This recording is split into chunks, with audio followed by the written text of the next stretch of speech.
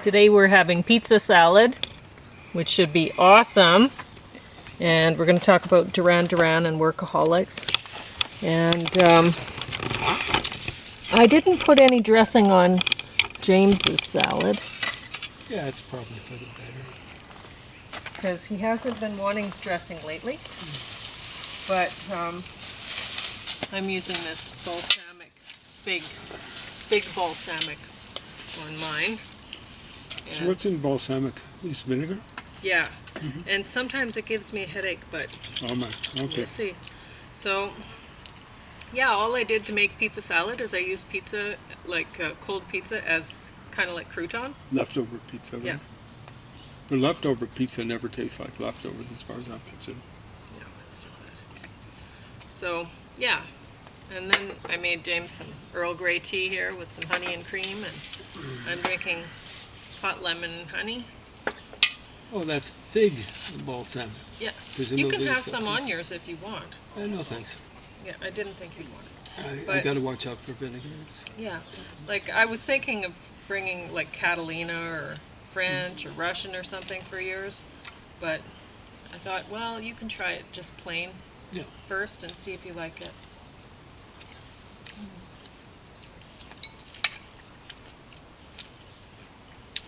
So, I guess I should. Do you want me to pour this over?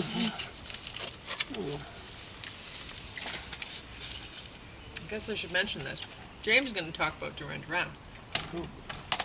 But I put season 3 of Workaholics on top of season 4. So I did think season 3 was a bit better than season 4. Is that the one that's ADHD slash hypomanic or something like that? Well, it's funny because it says that there's a warning at the beginning for a mature audience, and I was thinking there is Immature. nothing mature about this. Like No. there's some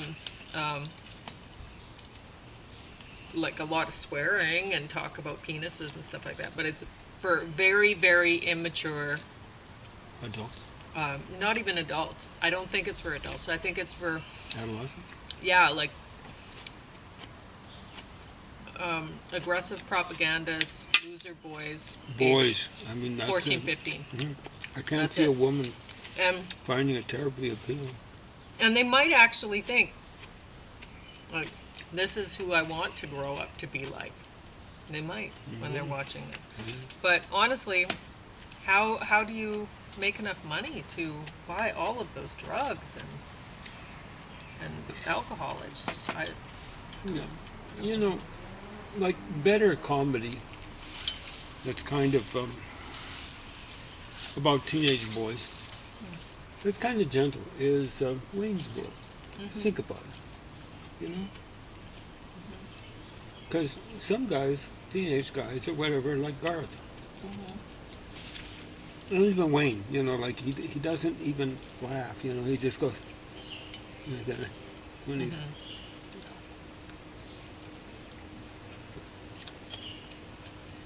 But these guys aren't supposed to be teenagers, right? You're saying they're office kind of guys? like I can't imagine. Honestly, I think they're all gay. Well, they have very much the air of people who are just out of drama school or whatever they call it nowadays, dramatic arts, performing arts. So I've run across many people, guys who've been in performing arts who weren't gay, but Yeah. they were really in your face. No, I'm talking about the characters. But anyway, Okay. I think they just don't realize that they are. And so they're acting like they think they should, or whatever. And they think they should be a certain way towards, about women or whatever. I don't know. But, They yeah. use the B word a lot for women, don't they? Well, they call them stupid a lot. No. Like when they're trying to flirt with them, they call them stupid. Yeah, Which is funny. They kind of had some groupies along, like young girls. What was going on there? They were the saying- one episode that was they met some girls out front of a liquor store that they were 19, so they wanted the guys to buy them some alcohol. 21 limit. Is that the way it is in the U.S.? Mm-hmm. Weird. So anyway, I did not watch the uncensored junk Too Hot for TV. I'll tell you that right now. It's work for me just getting through these. I put all 7 seasons on hold, and there'd be worse than this. You know, I am not their one of the target worst audience. shows I've ever watched was Punk'd, or whatever. Was that what it was? What's that called? Yeah, maybe that's what it was called. I can't remember. Anyway, where they were doing all sorts of stupid tricks. I think they'd lost all their prefrontal cortex from. Yeah, you're not thinking about that. It's what is that show called? Oh, it's so bad anyway. It's just a lot of practical jokes. Yeah, I know, but Yeah. even that, like sometimes you end up laughing at it, and you're like, I know, but I'm so I embarrassed that I'm never laughing want to at see this. it again. You know? Yeah. It's just wow. Yeah. So, honestly, I get the impression that they called this Workaholics because they wanted to call it The Office, and obviously they couldn't, right? Mm-hmm. And these guys are very much not workaholics. In season 4, they decide to start. Well, the drug dealer wants to start his own business because he's been living in a place that has been for lease, and so he figures that gives him like squatters' rights over the place. So he wants to open a business there. So then the guys, they're helping him out. They want to be a part of the business, but really they don't, because these guys, they don't work.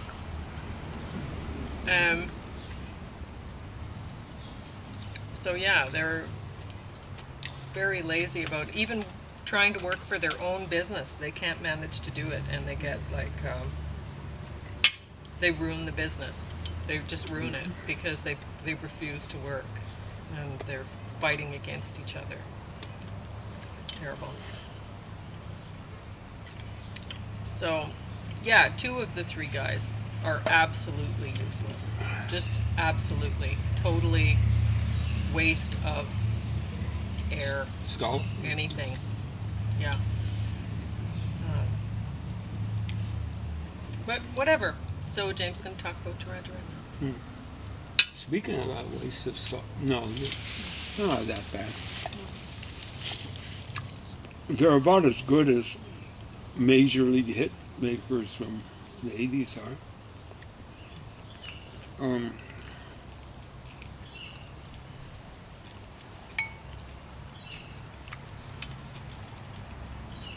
Big emphasis on how positive Duran Duran was. Did you get that impression that they were positive? About what? I know. What do you mean? Well, they were just saying, see, against a backdrop of Thatcher's Britain, with riots, record unemployment, and the conflict with Argentina. I doubt if it's record. I don't think it would be worse than the 30s. With Argentina over the Falkland Islands, that was 1982, Duran Duran released this optimistic, celebratory, and uniquely visual album. Rio would go on to become one of the most successful albums of the 80s and paved the way for Duran Duran to become one of the biggest bands in. Oh, that's why it was only the one thing. It's only about that album Rio. I don't grasp that. If you're still following up on this sort of stuff, whoever put this out, emphasize that. It's about the album.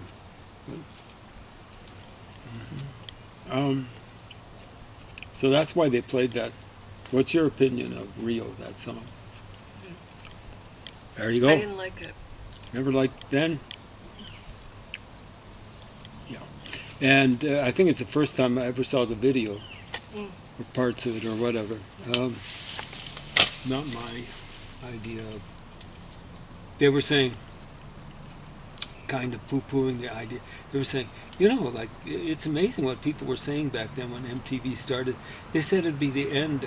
They were saying the old guard in rock and roll were saying video would be the end of music. Wasn't it? I mean, you think of the folks now, like Janis Joplin would never make it. Not that I liked her music. Grateful Dead would never make it with a big fat guy like Jerry Garcia, the guitarist. Looks have become incredibly important in music. Think of Taylor Swift. Yeah. Compare her with Loretta Lynn. I think Dolly Parton was actually better looking back in the day than Taylor Swift, but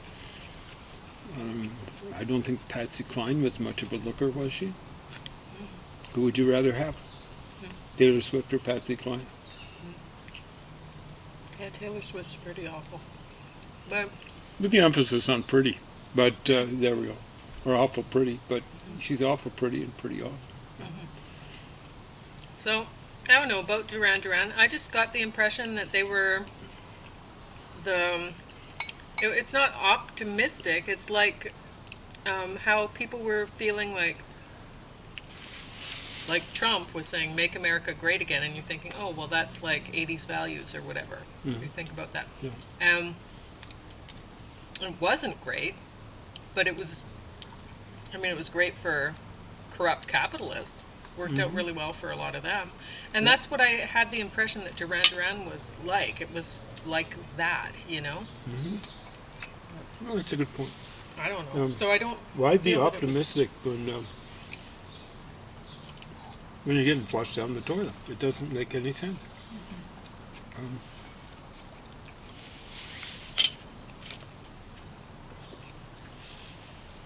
And in the long run, Reaganomics and Thatcheronomics don't even work for the capitalists. That's the thing that you only have to look at 2008, but you can look at a number of other things. Capitalists didn't do that well in the wake of 1929. They were in trouble. Many, many banks went belly up. Many, many businesses went belly up. Back in 1929, all the way down to right to the end of 1932, the end of the Hoover administration, misadministration, whatever you want to call it or don't want to call it. 2008, it wasn't going well. Obama actually saved the American auto industry by bailing them out. When I bought, with the help of one of my foremen, the only foreman I ever had that I had any respect for, and I had a lot of respect for him. He helped me and Pauline buy my first vehicle. And Because he knew about vehicles and we didn't. he was a farm boy and stuff like that. He really knew vehicles. And he loved vehicles as well. I'm not a big fan of vehicles. Anyway, we were looking at, what was it? It was a Ford dealership, but it was a used, it would have been a trade-in, a used Dodge Magnum. It wasn't heavily used. It was 2010, it was 2006 model. And it was going for $10,000, and it was a deal, I'd say, wouldn't you? Yeah, it was. So I just looked at one vehicle in another dealership, and you could hear when the motor ran. Well, that's what we it's got going, it ping, for, but ping. it was actually priced at $12,900, I think. Oh, at the that's time. interesting. But that was I still a forgot. deal. It was elsewhere. I found another one that was $16,900. Oh, it's incredible. So Anyway, price to sell, but I said to this guy, this foreman, I thought you didn't like American vehicles. And he said, so this is 2010, it's a couple of years after the big economic meltdown, the stock market crash in 2008. And even in 2007, or maybe even earlier, but a dumbass, dumb donkey, that's what I meant to say. Dumb donkey like Michael Moore was predicting the American Detroit car industry is going to go belly up. That's a year before. And so I said, I thought you hated American cars, and he said, who has, like some people, when I do this kind of stuff, they say I'm changing the subject. He didn't change the subject. It's very bright. What I try to do, and what he was trying to do, was get someone into a different mindset. So it's, as Shakespeare put it, by indirections we find directions out. So what he said was, see how smart it was? But there's one guy who said, you change the subject all the time. Kevin changed the subject, but he didn't. He said, who turns out the best engineers? Who has out of their universities? And I didn't have to think much about it. I said, the Americans. And he said, you see, and then bam, he took it back to the original subject, which was Obama forced the American car industry to hire their own engineers. That's how bad American capitalism has been. They're so stupid. They've got the best engineers in the world and they don't hire them. They turn out junk cars, especially General Motors. And until the Germans took over Chrysler, Dodge, and whatever all else they produced, they were producing junk mobiles too. Ford a little bit less junky. But that's what the 80s were about, like letting all these guys run rampant, and it ended up with the biggest stock market crash in 1987 in the United States since 1929. Wow, that's a long time. That's 30, 50, almost 60 years, almost 2 generations. That's what this garbage laissez-faire philosophy, economic and political philosophy, ended up in. And they didn't learn, the idiots in the capitalists were able to move over into the real estate market then, and that delayed the economic fallout until 1991, when they had a recession during the first Bush administration, Bush senior administration. 2008, they didn't have that option. It wasn't good for business. Obama, and it even started with Bush Jr. They had to bail out Goldman Sachs. Goldman Sachs was kind of like the Vatican of American capitalism, world capitalism, basically. Oh, they're the smartest guys in the room. They've all got MBAs. What? Master's degrees. When I had just got a BA back in 1981, 82, I can remember where I was employed, and people who were associated with people where I was employed. There were 3 master's people. I can remember being in a Trivial Pursuit party where we were playing Trivial Pursuit. Everyone wanted to be on my team because they weren't just going to win. It didn't matter if they were like high school students or whatever. They were going to smoke the hind ends of the other teams, even the ones with the masters or with masters people ganging up on me. Smartest guys in the room with MBAs, get off of it. Anyway, Duran Duran. I think it has Hungry Like the Wolf. I liked that one song okay back when it came out. I guess it was 82.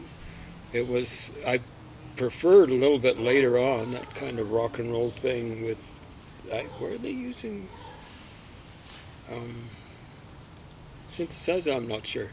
But NXS did that sort of stuff so much better, like Devil Inside. Of course, that's not false optimism or whatever, I guess. And maybe Michael Hutchence didn't have enough optimism. He ended up killing himself, actually. What did he? Hang himself with a belt, his own belt or whatever. And not my idea of a great time. It's my idea of an okay time. This video. It was the one guy, their keyboard player, seemed to know what was going on. He was fairly interesting, and their bass player looked as though he'd learned a few chops. He was saying he came from punk, a lot of these new wave bands and whatever else, new romantic bands or whatever, came from just early 80s bands, came from punk background. I wouldn't call U2 romantic or new wave, but they came out of punk. Who else? I mean, Elvis Costello came out of punk. He ended up being more new wave. I kind of preferred the punk version of him. I started worrying when he was wearing boaters and kind of dressing like his dad would have. Apparently Elvis Costello's dad was somewhat of a media celebrity, TV celebrity, something like that. He was, he did kind of like, popular music, the kind of popular music that preceded rock and roll. Same sort of stuff that Paul McCartney's dad was into, although apparently Elvis Costello's dad was a lot more successful. His name wasn't Costello, his name was, I think, McManus. Declan McManus is the name of Elvis Costello. Great name though, Elvis Costello. Anyway, like I was saying, the bassist and the keyboard player, semi-impressive. Didn't want to hear Simon Le Bon talk about too much, but then, were you expecting much? I don't know if I ever was that much motivated to decipher much of their lyrics except Hungry for the Wolf. I will mention one of my favorite moments, musical moments, was walking in something like my immediate neighborhood, going by an apartment building, which at that point in time was well taken care of. It's been taken over by a dumpy, relatively large corporation. It's gone really downhill since then. But anyway, I think it was on the second floor. I think there are 3 or 4 floors. I think the second floor. I was walking by, it was wintertime. Guy had a speaker facing out onto the balcony from inside. You know, he had the sliding door, one half of the sliding door is open. He was behind it. I'd like to think he was dressed, but he looked like a hungry wolf or something like that. He was kind of like panting behind the speaker. He's blasting it out in the street, and it was playing Duran Duran's "Hungry Like a Wolf." He looked like a hungry wolf or something like that. I think he was hoping some women would walk by, but it turned out to be only me. Or maybe he just swung that way and was really turned on by me. I can't see it. I don't know. Anyway, yeah, I think he's more turned on by the music. Speaking of getting turned on by artwork, here's some amazing artwork. Well, yeah, the book covers are kind of the most amazing part of, especially this book cover. But here we go, Harlequin Romances. I swore that I'd end up making it through a Harlequin romance in my lifetime. And I actually made it through 2. You wouldn't believe how long it took me to work my way through these things. It would be like, it seemed like a couple of pages a day. So, you know, it probably took me, and that wasn't consecutive days either, but, well, the equivalent of 3 months, you know, if you kind of stacked it. It took me half a year to work my way through these. I wouldn't intentionally hurt any woman. So this is the guy. He's a movie director, I believe. Runs across this woman when she's much, much younger. And she develops a huge, big crush on him. You know, like it's like a crush, like the gravity on the surface of Jupiter, maybe, or something like that. And he ends up opting for someone who's maybe a little bit older, and maybe someone she knows already. And so, spoiler alert, in case you've run across this thing. Can't see you rushing out and ordering it. It dates from the 80s, probably. 80, I'm going to guess. 89. 88, I'm off by 1 year. This one I think is a bit more recent. We're going to say 91. 95. Anyway, so then she runs across him. He's filming a movie somewhere where she's located. Now this thing was actually, I think, originally published in England. It's an English Harlequin romance, kind of surprising. And I think it had, like it was,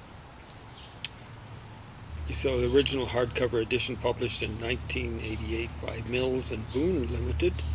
And then the first Harlequin romance edition was put out the same year. So I don't know what happened there. I think they thought, oh, this is a great story, at least a great story for Harlequin romance, so we'll put it out. Anyway, it's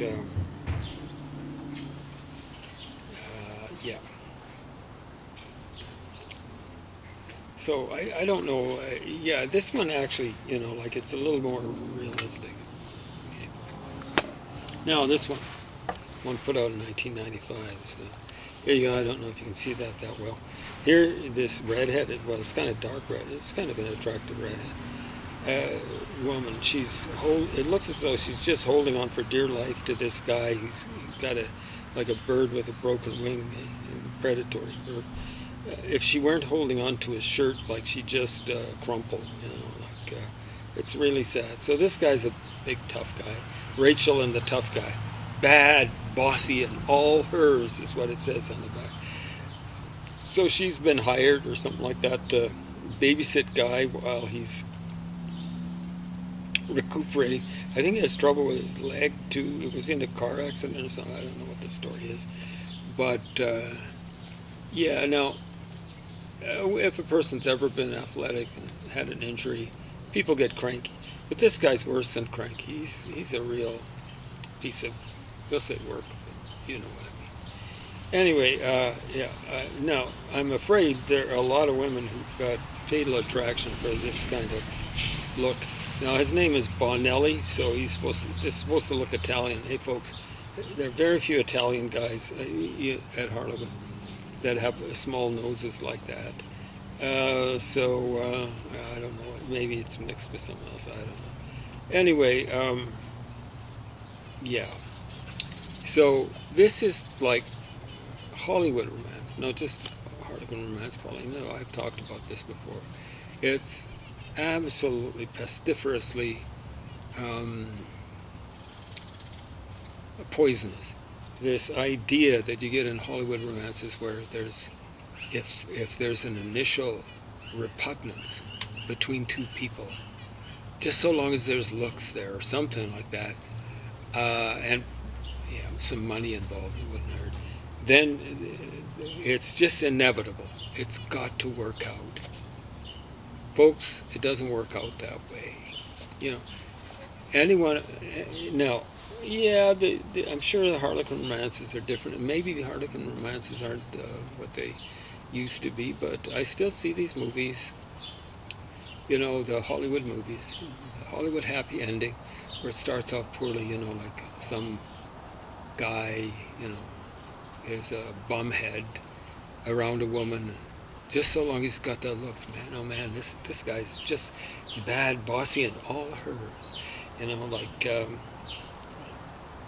just a bad idea. Like, don't go around getting silly ideas from this kind of garbage. This is escapism of the, I won't say the worst sort, but